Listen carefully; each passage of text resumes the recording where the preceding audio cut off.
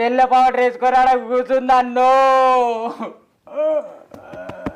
అన్నా ఆడ కూర్చుందే.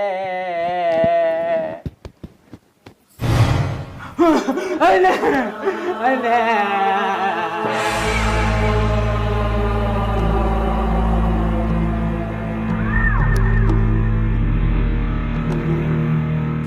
అరే, నేను నీ ఒక్కనికే కనిపిస్తున్నా. మర్యాదగా వాళ్ళకు చెప్పు ఇక్కడి నుంచి వెళ్ళిపోమ్మని, లేదంటే మీ ముగ్గురిని కలిపి బిర్యానీ వండేస్తా. అర్థమైందా? సరే వదినే.